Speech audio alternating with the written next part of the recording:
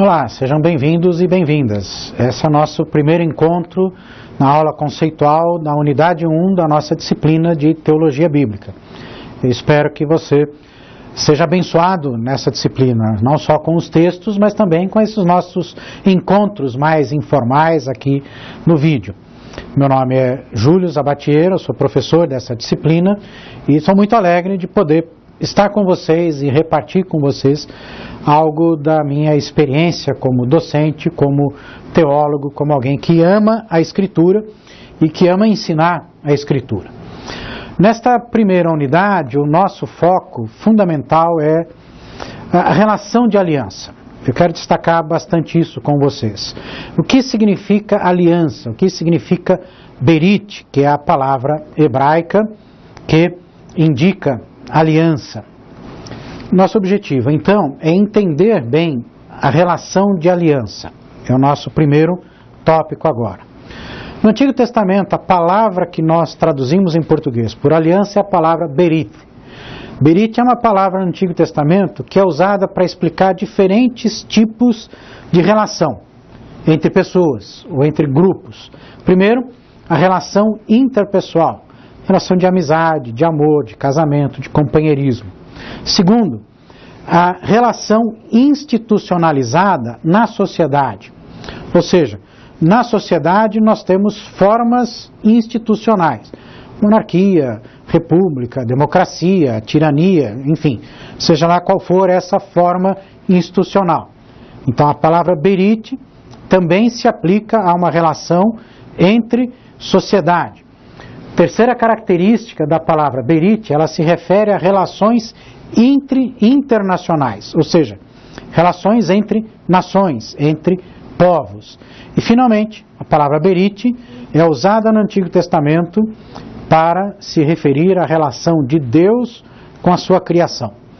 Então veja, no Antigo Testamento, quando aparecer a palavra aliança ou alguns dos seus sinônimos, pacto, tratado, você tem de prestar atenção a que tipo de relação ela está se referindo.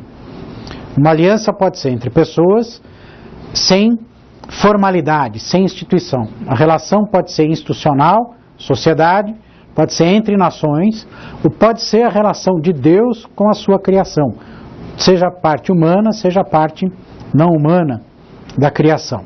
Então veja, mediante a relação de berit, as pessoas criam entre si laços de pertença mútua, os que nós chamamos também de identidade, laços de equidade, ou seja, de igualdade, e laços de corresponsabilidade, ou seja, mediante uma berit, uma aliança, nós estabelecemos um reconhecimento mútuo.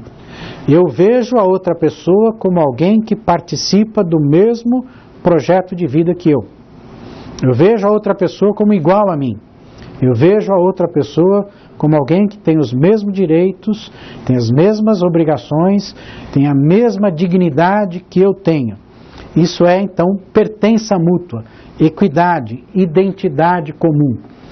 Porém, a palavra berit também é usada no Antigo Testamento para se referir a relações de aliança em que essa equidade, em que esse pertencimento mútuo é quebrado.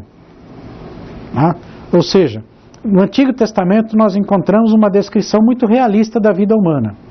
As relações humanas podem ser relações de pertença mútua, de reconhecimento mútuo, mas muitas vezes, talvez até na maioria das vezes, são relações injustas, assimétricas, ou seja, existe um desnível, a assimetria é um desnível, né?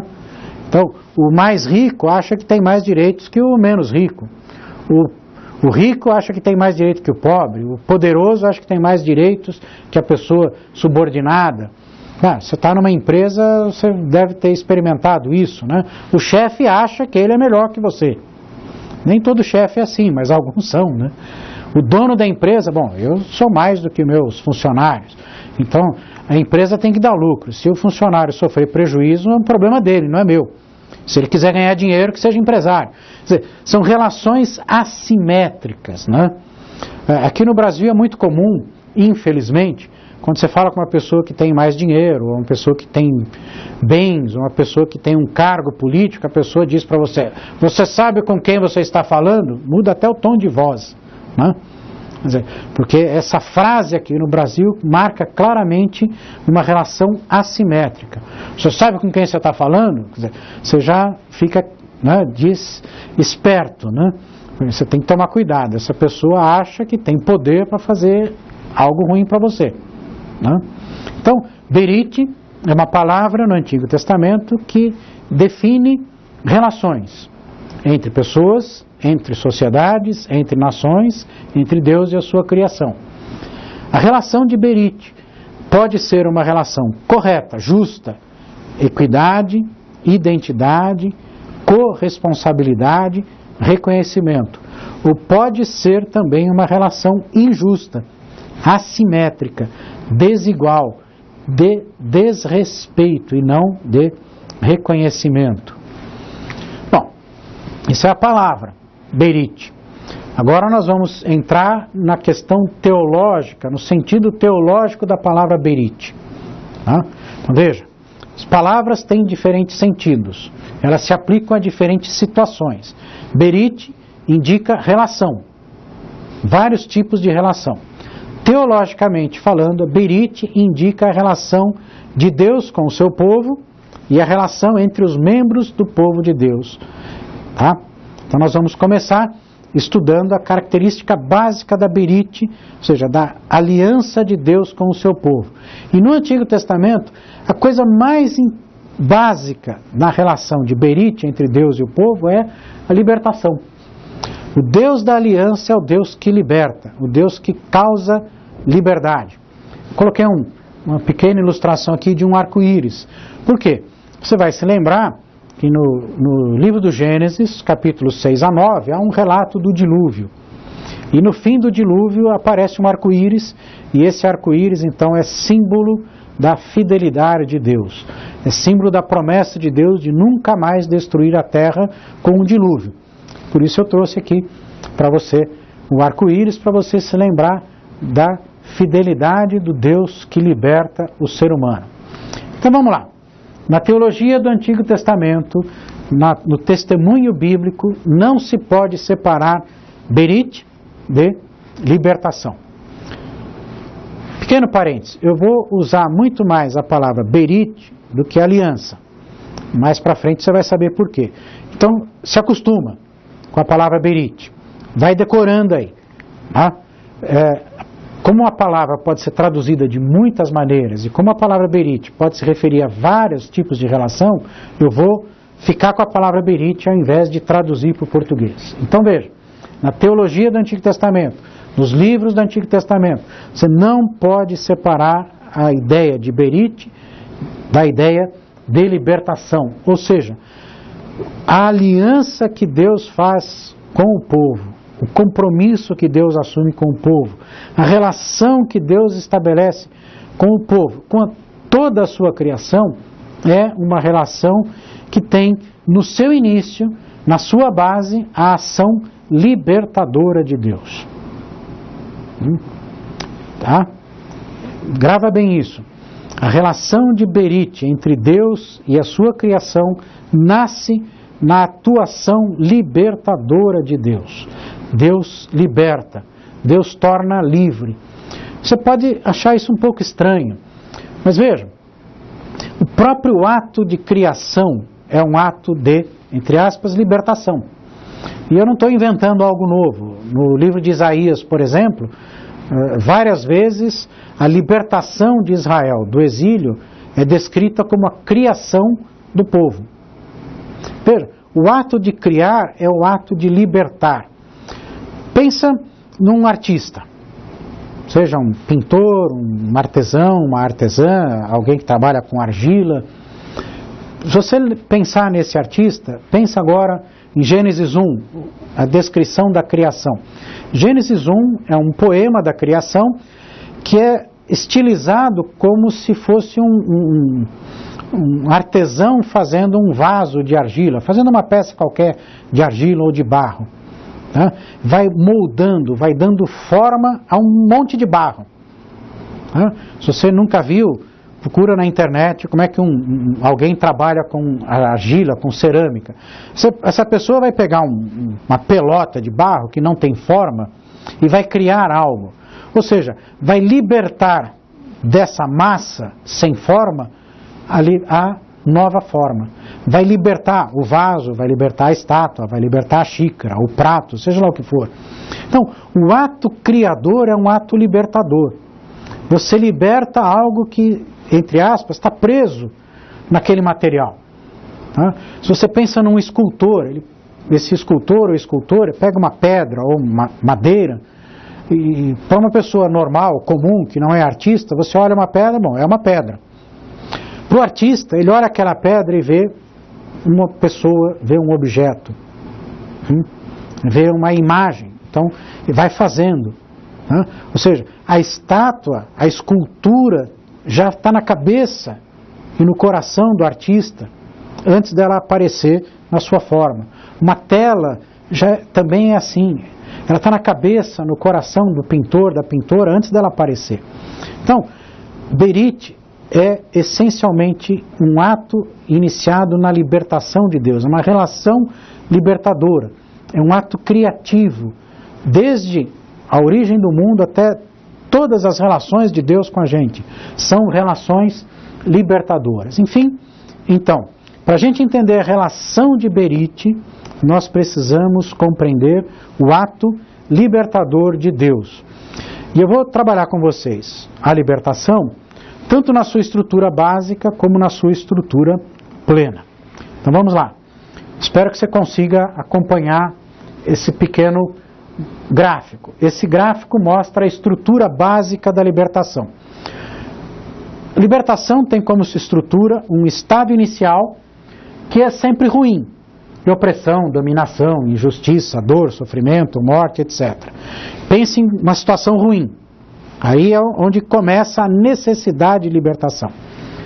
Há um ato de transformação dessa situação ruim. No caso de Deus, Deus liberta em parceria com o grupo ou com a pessoa que está na situação ruim. E essa transformação provoca um estado final, que pode ser liberdade, direito, justiça, paz, saúde, vida, etc. Ou seja, sempre vai ser o inverso da situação inicial, do estado inicial. Essa é a estrutura básica da libertação. Você tem um estado inicial ruim, uma ação transformadora que gera um estado final bom. Um estado ruim e um estado bom. Entre o ruim e o bom, você tem a libertação. O ato que liberta, as ações que libertam. Essa é a estrutura básica da libertação. Né?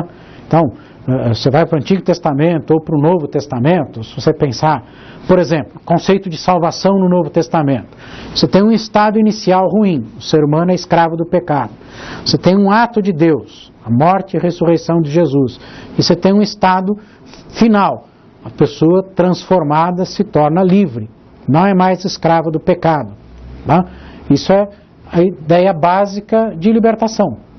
Tá? Se você pensar na sua vida cotidiana, libertação é uma outra palavra para explicar a solução de um problema. O problema é o estado inicial. Tá? Você está desempregado, por exemplo. Tá? É uma coisa muito ruim. A não ser que você seja preguiçoso. Tá? Espero que não. Você está desempregado, é uma coisa muito ruim. Bom, você vai procurar emprego.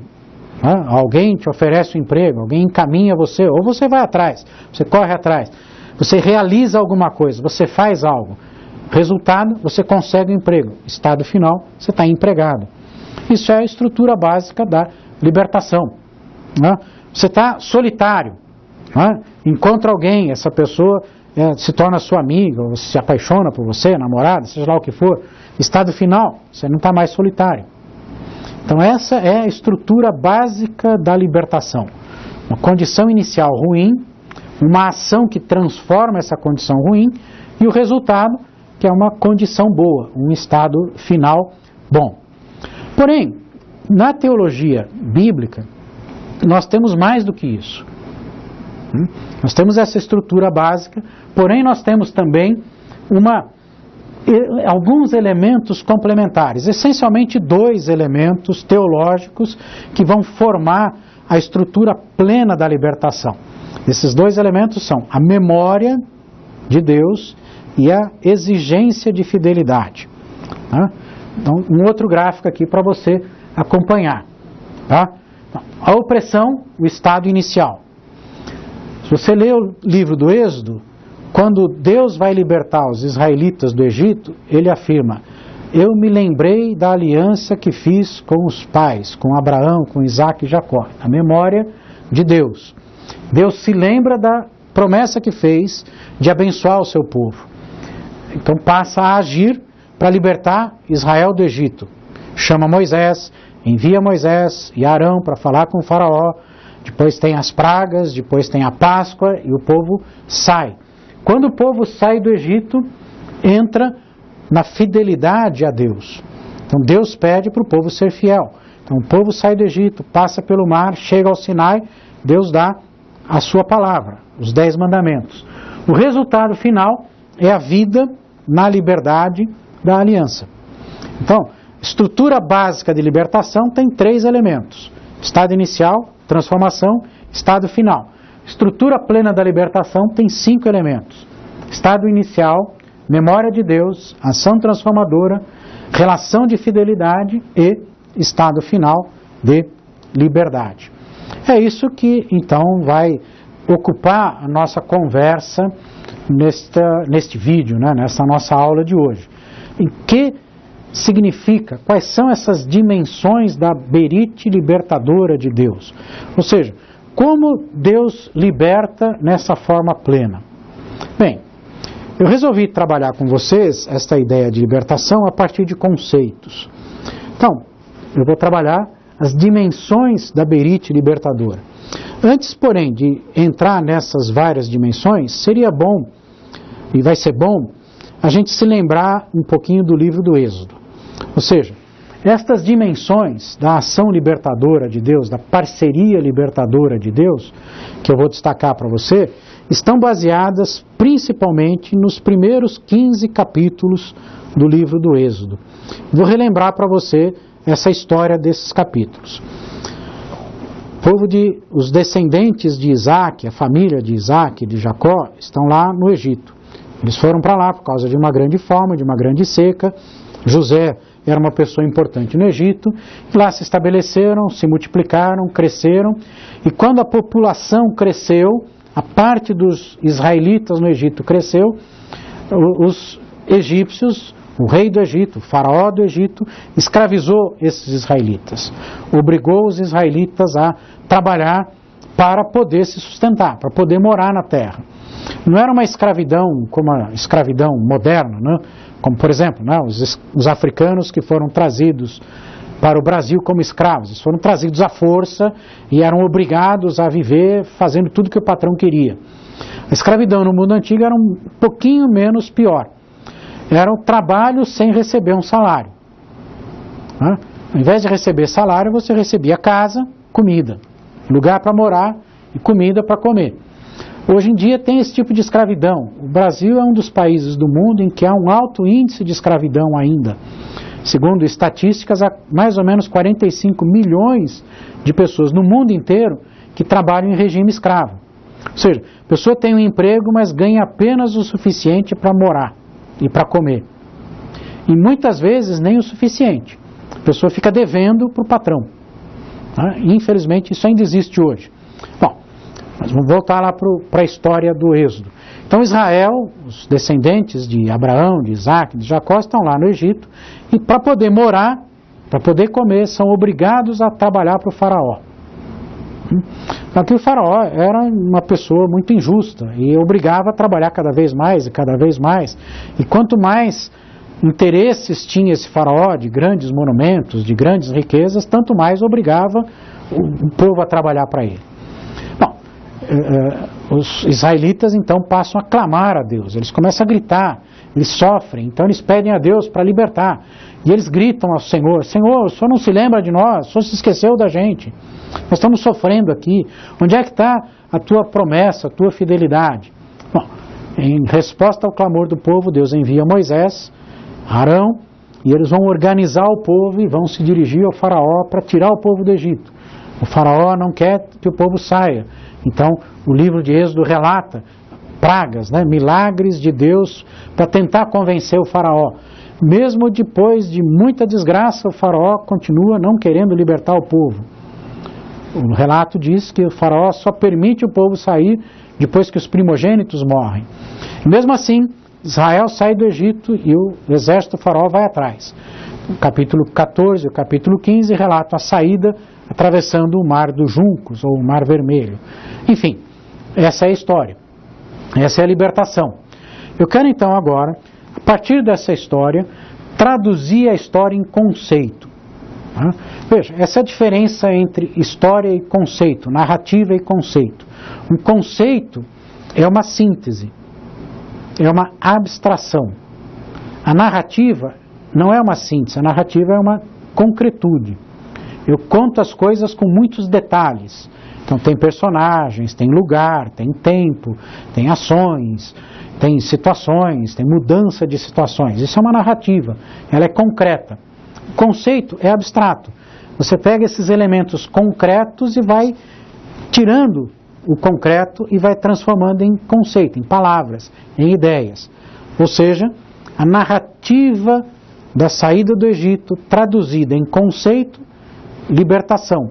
A libertação é um conceito que tem várias dimensões. Então vamos lá? Primeira dimensão do conceito de libertação na teologia do Antigo Testamento é o que a gente pode chamar de dimensão política. Política não no sentido de governo, de cargo, de eleição, política no sentido de relação de poder. Ou seja, para libertar o seu povo do Egito, Deus precisa ter mais poder do que o rei do Egito. Para libertar quem está oprimido, você precisa ter poder maior do que o opressor. É interessante que um dos verbos para libertar no Antigo Testamento significa soltar. Veja aqui, eu estou segurando um controle remoto aqui na minha mão. Então esse controle remoto está oprimido. A força da minha mão oprime esse controle remoto. A libertação é quando esse controle remoto sai da minha mão. Ou eu mesmo abro, ou alguém abre a minha mão. Libertar, nesse sentido, é tirar o poder de quem oprime. Estar oprimido é estar apertado, né? Numa situação ruim. O Brasil está numa situação de crise, é uma situação de opressão. Você não tem alternativa, você olha para lá, olha para cá, onde é que eu vou? Né? Aqui não tem emprego, ali não tem emprego, aqui a coisa não dá certo. Você está preso, né? Você tem muitos limites. Tá? Então, libertar é arrancar você desses limites. Né? Então, esse é o sentido político. Libertar é tirar você de uma situação de dependência, de limitações. Tá? E você vai encontrar isso no livro de Gênesis, vai falar dos patriarcas, você vai falar no Egito, você vai ver na profecia e você vai encontrar no Novo Testamento. Deus liberta o ser humano do poder do pecado, do poder da morte, do poder da lei, do poder da carne. Tá? Então, a dimensão política da libertação é a afirmação de que Deus exerce poder. Exercer poder, do ponto de vista de Deus, é libertar. Veja, isso é o contrário da noção mais comum de poder que nós temos hoje em dia. Hoje em dia, e há muito tempo atrás, as pessoas pensam que ter poder é poder obrigar o outro a fazer o que você quer. Né? Então, o presidente de um país, ele tem o poder de fazer o país funcionar do jeito que ele quer. Bom, nós vemos que nem sempre é assim. Tem outras pessoas que têm poder, mas as pessoas que têm poder querem fazer o que elas desejam. Então, recentemente nós estamos vivendo aí um episódio em que a presidenta está suspensa, enquanto um processo de impedimento corre no Congresso. Né? Ou seja, outras pessoas que têm poder político acham que têm o direito de fazer o Brasil funcionar do jeito que quer. O poder de Deus é diferente. O poder de Deus é um poder que liberta, que cria novas relações, relações de justiça. Poder é libertar. Existe uma filósofa, já falecida, uma filósofa judia, Hannah Arendt, em seus vários livros, ela discute questões contemporâneas, mas ela discute especialmente o conceito de poder. E ela fala de dois tipos de poder: poder totalitário, poder opressor, e o poder emancipador, emancipatório. Ou seja, emancipar, tornar livre, né? Tirar limites. Por exemplo, um menor de idade, ele tem limites, ele não pode tirar carta, né? Ele não pode votar, ele não pode exercer certos direitos políticos. Quando esse menor de idade é emancipado, então ele pode exercer todos os direitos de uma pessoa maior de idade. Pode votar, pode ser votado, enfim. Né? Então, o poder emancipatório é o poder que liberta. E esse poder é demonstrado por Deus. Então, a primeira dimensão, o conceito de libertação no Antigo Testamento é: Deus tem poder para libertar as pessoas, a criação, a natureza, daquilo que lhes oprime, lhes aperta, lhes impede. Né? Se você pensar numa metáfora, é como você está em frente a um muro. Né? Então a libertação é quebrar o muro. Há algumas décadas, poucas décadas atrás, nós experimentamos esse episódio histórico, a derrubada do muro de Berlim, o muro que impedia os moradores do lado leste de Berlim vir ao lado oeste e vice-versa. É um ato libertador. Você quebra a barreira. Então, o poder libertador de Deus é um poder que quebra as barreiras, que tira os limites, que coloca, então, você numa condição de liberdade. Segunda dimensão da berite libertadora de Deus é a relação. Veja, você estava num estado inicial ruim, o ato transformador coloca você num estado final bom. Que estado é esse?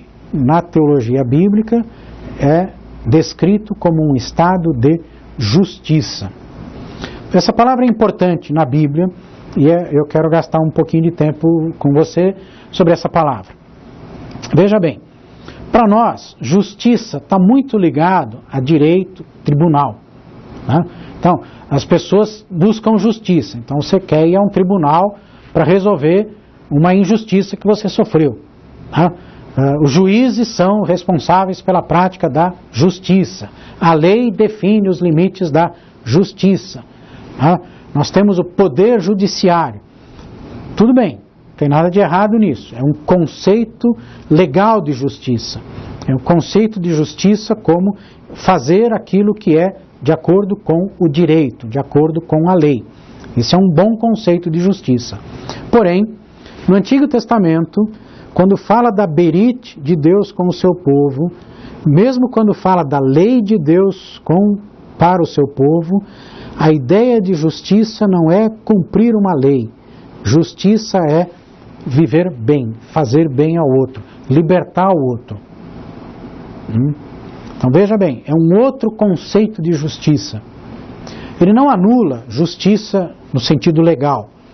Ele é anterior ao conceito legal de justiça. É a justiça relacional, é a justiça política, libertar, dar condições de viver bem. Então as relações entre as pessoas numa situação de aliança, de berite, deve ser uma relação em que o poder que nós temos, nós exercemos para que o outro viva bem. Talvez uma ilustração ajude você a entender melhor isso. Oprimir é colocar obstáculos no caminho de uma pessoa. Tá? Libertar é tirar os obstáculos, é abrir as possibilidades para que a pessoa cresça, que vá bem na vida. Tá, criar filhos, por exemplo, é uma forma de fazer justiça. Você pode criar o seu filho, a sua filha, de um modo injusto. Tá? Então, você fica xingando, moleque, você não serve para nada, você é uma besta, né? Você não tem educação, você nunca vai ser nada na vida. Isso é uma criação injusta. Por quê? Você está colocando obstáculo, né, na vida do seu filho, da sua filha. Começa a ver a si mesmo como alguém que nunca vai ser nada na vida mesmo. Quando a criação é justa, os pais, as mães, os amigos, né, os irmãos, eles vão exaltar as boas qualidades. Olha, filho, coisa boa, esse desenho está muito bonito, continua assim. Tá? Criança vai lá e monta um brinquedinho lá do Lego, você elogia, faz um desenho, faz a lição de casa, faz alguma coisa boa, você vai elogiando, ou seja, você vai estimulando aquela criança a crescer como alguém que faz coisas boas, que se esforça para fazer bem as coisas, para viver bem. Isso é uma relação de justiça, uma relação justa. Tá? Numa situação de escola, por exemplo, como a que a gente está vivendo, você pode ter bons e maus professores. Qual é a diferença entre o bom e o mau professor? O bom professor é aquele que abre as possibilidades para você crescer. Ou seja, aquele que prepara um ensino, que prepara conteúdos, que prepara textos, que escolhe situações para que você, estudando, se esforçando, lendo, refletindo, pensando, você cresça e se torne independente do professor. Então, o bom professor, a boa professora, é aquela pessoa que se torna inútil. Né? Ou seja, a pessoa que ensina você de tal maneira que depois de um certo tempo, você não precisa mais do professor. Você é capaz de fazer teologia sozinho, por exemplo. Se o curso é de administração, você seja capaz de administrar um negócio sozinho. Se o curso é de engenharia, você seja capaz de construir coisas sozinho. Sozinho entre aspas, né? Ou seja, sem precisar perguntar para o professor. Então, a relação de justiça, a dimensão relacional de uma berite libertadora é uma dimensão que cria relações mediante as quais você cresce como ser humano, você cresce como pessoa capaz de viver bem, de realizar os seus propósitos, de viver na plenitude da vida. Essa é a dimensão, então, relacional. E note que a dimensão relacional está muito ligada à dimensão política. Por isso que eu falo de dimensões. Dimensões são partes de uma mesma coisa, não são coisas diferentes. Então, política, relação estão juntos. Política, libertar, fazer justiça, aqui estão juntos. Terceira dimensão da berite libertadora de Deus é o que eu chamo da dimensão pessoal. Ou seja, na relação que Deus estabelece conosco, Ele nos trata como pessoas. Pessoa é um conceito. Pessoa é alguém livre, digno. A diferença entre pessoa e não pessoa exatamente está na dignidade. Você não trata uma pessoa de modo indigno. Você trata uma pessoa de modo digno, da maneira como ela merece. Uma pessoa merece ser bem tratada, respeitada, ter os seus direitos reconhecidos, ter os seus deveres facilitados. O que não é pessoa, não tem direitos. Então, a terceira dimensão da berite é estabelecer as agentes, né, por assim dizer, os corpos de carne e osso e mente em pessoas. Transformar o animal, o ser humano é um animal racional, transformar esse animal numa pessoa, em alguém digno, alguém capaz de viver com outras pessoas, tratar as outras pessoas como pessoas e ser tratada então como pessoas. Né? Isso no Antigo Testamento vai aparecer num conceito, né, numa frase muito comum nos textos que falam de aliança. Vós sereis o meu povo e eu serei o vosso Deus. Ou, na forma resumida, meu povo. Então, toda vez que você encontrar no Antigo Testamento essa expressão, meu povo, ou a frase, eu serei o vosso Deus, vós sereis o meu povo, eu serei o teu Deus, tu serás o meu povo, está indicando esta dimensão pessoal da berite de Deus. Ou seja, Deus trata você como pessoa. Ele trata você como alguém digno de receber o amor, a bênção, a fidelidade, o carinho de Deus. A pessoalidade de Deus nos faz sermos também pessoas. Na tradição teológica, a gente usa de vez em quando palavras em latim. Essa aqui é uma expressão latina, imago Dei. Traduzida é imagem de Deus. Ou seja, se Deus é pessoa, nós que somos a sua imagem, também somos pessoas. Então essa é a terceira dimensão da berite. Deus, ao entrar em relação conosco, relaciona-se conosco como pessoas. Ele é uma pessoa e nos trata como pessoas. Consequentemente, se você é pessoa, você vai tratar os outros também como pessoas. Aqui eu quero fazer um parêntese também e tratar dos nossos dias. Há uma questão muito interessante nos dias de hoje, que é a questão ecológica, a relação do ser humano com a natureza. Desde a Idade Média, o fim da Idade Média, pelo menos, o ser humano se relaciona com a natureza de uma forma impessoal. No mundo moderno, a gente criou um conceito de natureza como oposto à cultura. Natureza é impessoal, é bicho, é planta, é minério. Cultura é pessoa, relação. Por causa disso, o capitalismo, a industrialização, as próprias pessoas no dia a dia tratam a natureza de uma forma utilitária. A gente usa e gasta. Bom, você sabe bem, o nosso planeta hoje corre risco. Há inúmeras espécies correndo risco. A própria sobrevivência humana está em risco. O problema é, nós deixamos de tratar a natureza como pessoa. O mundo que Deus criou também é pessoal, não só o ser humano.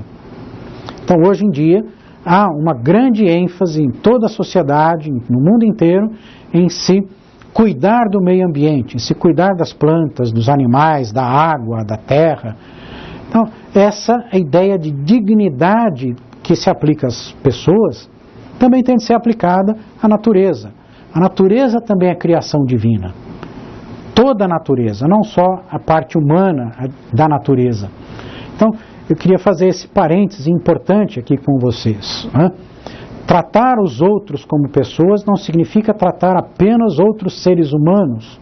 Significa tratar a natureza toda como digna de ser amada, de ser cuidada.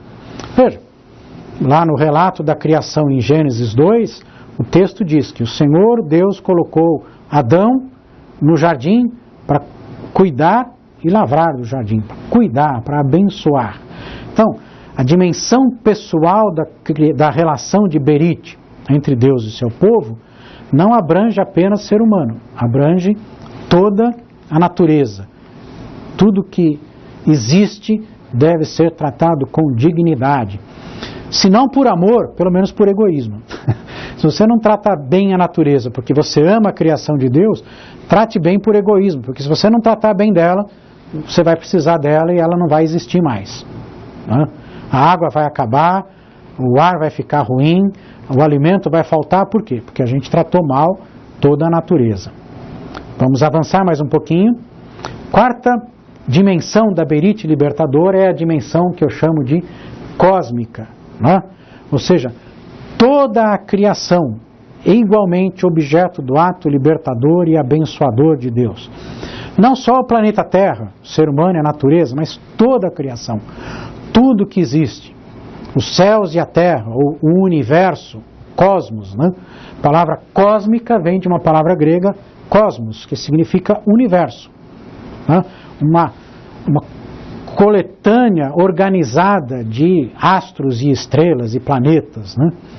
Interessante também, só também um parênteses, a palavra cosmética, Você sabe, os cosméticos são aquelas substâncias que ajudam a gente a ficar mais ou menos bonito, Se é feio, você passa lá um monte de coisas, aí vai ficar bonito. Cosmos também tem a ideia de beleza. Por que universo e beleza são a mesma palavra no mundo grego antigo? Exatamente porque o mundo é belo. Se você olha para o universo, estou olhando para o alto aqui, se você olha para os céus, se você olha para as plantas, para as montanhas, para os rios, você vê beleza. Então a dimensão cósmica da relação de libertação, de Berite entre Deus e o seu criação, não só abrange tudo que existe, mas é uma relação bela. A gente poderia chamar de uma relação estética. Eu gosto de pensar em Deus como um artista. Eu sou casado com uma artista e eu gosto de pensar em Deus como artista. Por quê? Artista é uma pessoa que enxerga a beleza onde você não enxerga, que enxerga a maravilha, que enxerga a cor onde você não enxerga. Né? Às vezes eu estou caminhando com a minha esposa e ela fica pegando folhinha no chão. Eu falo, mas o que você está fazendo? Estou pegando cor. Eu olho para aquelas folhas e me parece que é uma cor só. Ela vê um monte de cores. Né? Então, essa é a diferença entre o artista e quem não tem um olhar artístico. Né? Enxerga a beleza onde você menos espera que haja beleza. Então eu gosto de pensar em Deus como um artista. Né? Deus criou o cosmos, Deus criou a beleza. Em Gênesis 1, no relato da criação, a criação é relatada como tendo acontecido em 7 dias. Ao final de cada dia, existe um refrão no texto. E Deus viu que era bom. Ora, a palavra hebraica que a gente traduz por bom, pode também ser traduzida por belo. Deus viu que era muito belo, que era bonito aquilo que ele havia criado. Então esta dimensão cósmica da ação libertadora de Deus, ela é tanto cósmica no sentido de abranger tudo que existe, como cosmética no sentido de beleza. A ação de Deus gera beleza. Por isso que nós temos, por exemplo, no Salmo 19 e vários outros textos da Bíblia, falam que a criação dá testemunho de Deus. Os céus manifestam a glória de Deus e o firmamento anuncia a obra de suas mãos. Escrevendo aos Romanos, no capítulo 1, Paulo diz: tudo que pode ser conhecido a respeito de Deus já está manifesto nas coisas criadas por Deus. A majestade, a divindade, a grandiosidade de Deus é percebida nas coisas que Deus criou. Quando você olha para as montanhas, você olha para o céu, e quando você olha mesmo para as pessoas, você percebe a beleza da criação divina. Mesmo o ser humano que faz tanta coisa ruim, tanta coisa feia, faz coisas lindas, maravilhosas, na arte, na arquitetura, na televisão, no cinema, no pensamento, nas ideias. Veja, a quarta dimensão, então, da berite de Deus conosco é uma dimensão cósmica e cosmética. Estabelece beleza. Então, eu gosto de pensar em Deus como artista porque isso também faz a gente pensar no povo de Deus como um povo artístico. Um povo criador de beleza, criador de coisas belas, de coisas boas, de coisas bonitas. Veja bem, palavra que nós usamos muito na igreja, bênção. O que significa bênção? Bênção é uma coisa boa. Né? Abençoar, fazer o bem. Né? Uma coisa boa é uma coisa bonita. Né? É uma coisa bela. Então, o povo de Deus vive numa relação de berite, criando coisas belas, criando boas relações, belas amizades, belos companheirismos, belos casamentos, belas famílias, belas sociedades. Então veja, eu acho legal se você também pensar incorporando esta dimensão cósmico e cosmética na sua vida cristã, na sua vida como membro do povo de Deus, na sua compreensão da missão de Deus e do povo de Deus na terra. Fazer a aliança, viver dentro de uma relação de aliança, significa também criar relações belas, maravilhosas, agradáveis. Né? Quão bom e quão suave é que os irmãos vivem em união. É um salmo que muitos crentes conhecem, né? Muitos cristãos conhecem esse salmo. Por quê? Porque é gostoso você viver entre pessoas que fazem o bem umas às outras. Isso é agradável. Né? Bom, benéfico, bonito. Né? É isso, então, que sintetiza a quarta dimensão da berite libertadora. A quinta e última dimensão da berite libertadora que eu quero trabalhar com vocês hoje é o que eu chamo da dimensão teológica. Ou seja, a relação de Deus com o seu povo gera também uma teologia. Ou seja, nós começamos a aprender quem é Deus.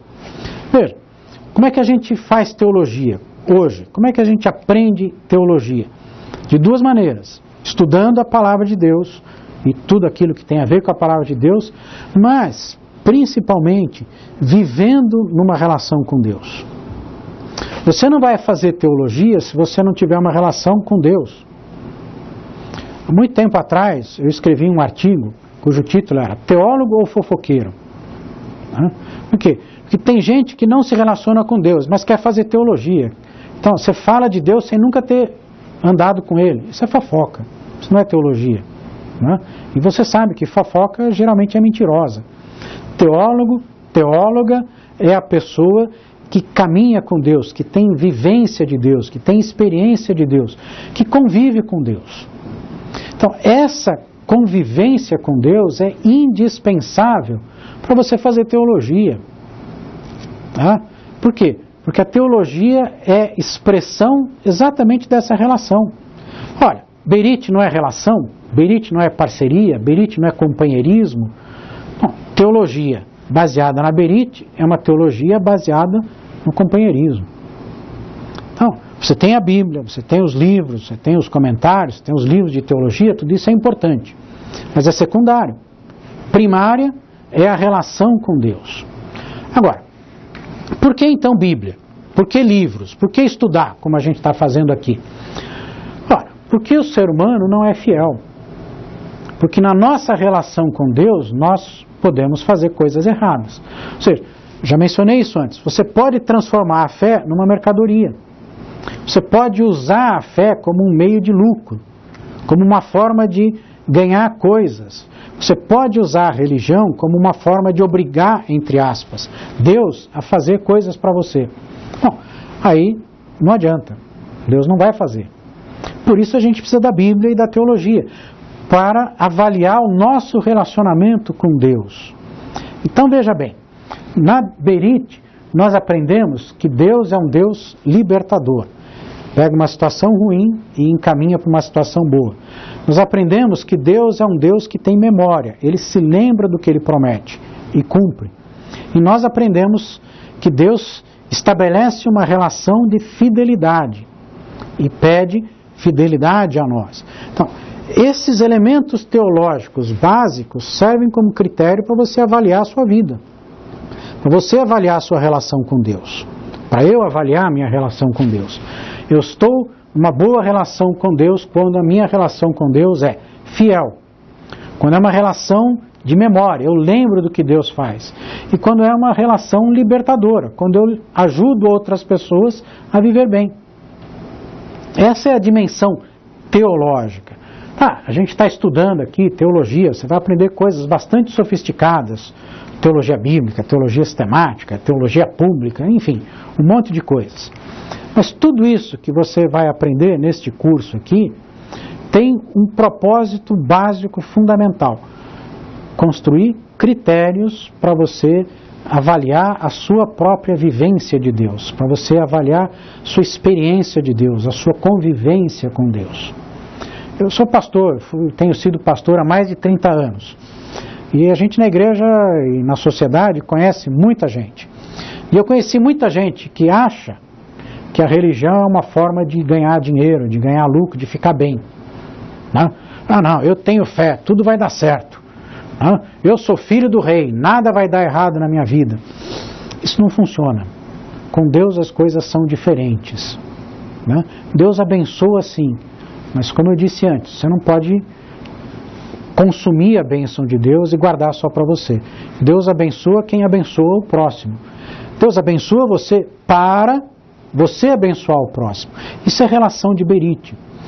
E é isso que a teologia ensina para a gente. Essa é a função da teologia. Você está estudando aqui, no Sesumar, você está fazendo um monte de disciplinas, mas a finalidade de todo esse curso não é tirar diploma. Você vai tirar um diploma. A finalidade não é você ser pastor, pastora, missionário, seja lá o que você quer ser. A finalidade não é você ter um salário melhor depois. A finalidade da teologia é você aprender a viver numa relação de Berite com Deus. Encerrando, 5 dimensões da Berite libertadora. Vamos ver se eu me lembro e se você se lembra. Dimensão política, libertar. Dimensão pessoal, na dignidade. Dimensão relacional, criar justiça, beleza. Dimensão cósmica, abrange tudo e faz a vida ficar bonita, ficar boa. E a dimensão teológica, você aprende a fazer tudo isso na sua vida com Deus. E Deus capacita você. Obrigado. Vamos até a nossa próxima aula. Até mais.